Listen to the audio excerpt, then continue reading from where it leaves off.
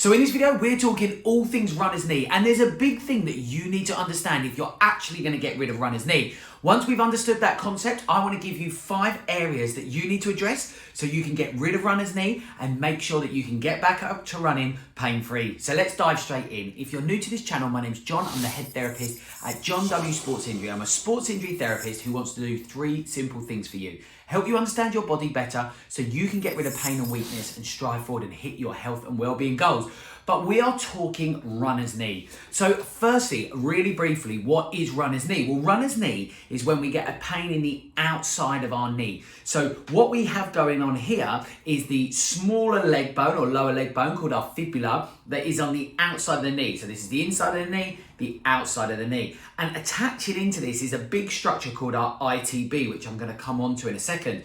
And if we get an irritation, and this is normally noticed by doing something continually at the same speed, so typically running, cycling, long distance walking, we can get an irritation on the outside of our knee, which is why it's actually called ITB Friction Syndrome, because it's the pull of this ITB onto the outside of the knee that can create that rubbing effect, that feeling of a snapping, sore feeling in the outside of the knee, almost like a stabbing pain in the outside of the knee, which we affectionately term runner's knee. But I want you to understand one big thing. You need to actually forget about your knee, because yes, your knee is getting beaten up. Yes, your knee is getting the pain, but you need to change your mindset because the problem is actually above and it's coming from the hip. Let me explain that in a little bit more detail. Then I'm going to dive into the 5 key things and I'm going to show you some videos and stretches, some exercises, things you need to do to actually get rid of this. So why is it coming from the hip? Well, at the hip is where we have the start of this big structure called the ITB. What is the ITB? Well, it's a thick band of fascia that runs along the outside of the leg.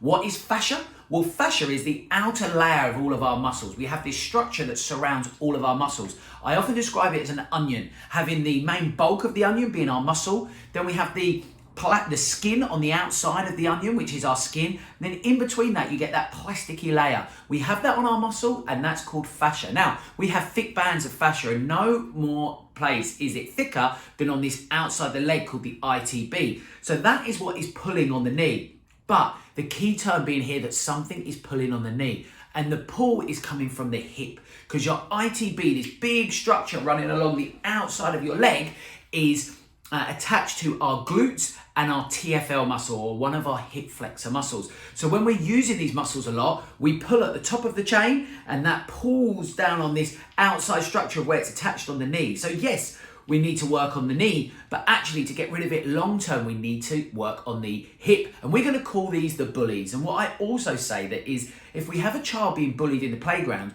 we can take him out of the playground. And that will help in the short term. But if we pop that child back into the playground, what's going to happen? They're going to get bullied again. So what we actually need to do is potentially pop that child out of the playground, address the problem with the bullies, correct the problem with the bullies, so we can then safely pop that child back into the playground free from bullying. And that's exactly how we need to think of things at this knee if we're going to get you back to running and get rid of your runner's knee. So here's 5 things that I want you to think about and address so that you can actually get rid of this problem.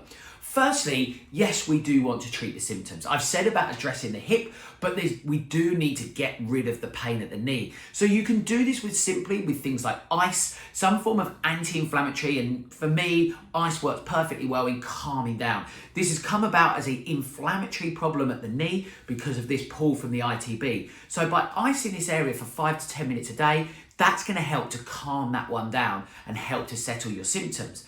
The other thing that we can look to do is we can look to roll out the tissue in that area. So we can look to work into the hip muscles in particular. This is where my trusted old friend, the lacrosse ball, can work really nicely, working into those glutes areas, getting ourselves onto our side and rolling through that hip area in order to calm some of that tissue down and improve some of that quality coming from the hip. Now, you'll see various videos around on YouTube, how to roll out your ITB. Then you'll hear other people saying you can't roll your ITB. It's too thick a structure in order to change its makeup, its structure. And actually, I do agree with the latter, but with a caveat. Yes, we can't change the structure of the ITB, but what we can do is affect the muscles that are acting upon it. So I've mentioned the hip muscles, being the glutes and the TFL, but don't forget that rolling out of the surrounding muscles to the ITB, being the hamstrings at the back and the quads at the front can also be helpful. So gentle rolling through your hamstring muscles and also gentle self-massage work into the quad tissue can be really helpful. And this can be using items such as a foam roller, a lacrosse ball, or a massage gun. We're trying to achieve the same thing, which is to improve the tissue quality of the quads, the hamstrings, and the hip muscles, and all the things that are directly impacting upon that ITB. So secondly, if we're working on these muscles and improving the tissue quality, we can look to work on stretching of those areas. So three or four key areas that we want to stretch, Firstly, our glutes. We know that the ITB attaches into the glutes. So by stretching out the glutes, we're going to be making sure that we're putting less force onto that ITB. Now, we also want to work on the TFL itself, which can be a hard muscle to stretch, but we know it's a hip flexor stretch. So it's a hip flexor, So by going into a hip flexor stretch and slightly tweaking our position to twist off to the side will mean that we start to catch those side structures, those structures that are using that ITB, that are putting force onto that ITB, which is ultimately pulling down onto the outside of the knee. So stretching out that is key. We can then move lower and start to stretch out our quads. This one we're looking to lay on our front and pull our foot to the bottom and hold that position. We should be feeling the pull through the front of the leg. A reminder that all of these static stretches we want to be holding for 30 seconds.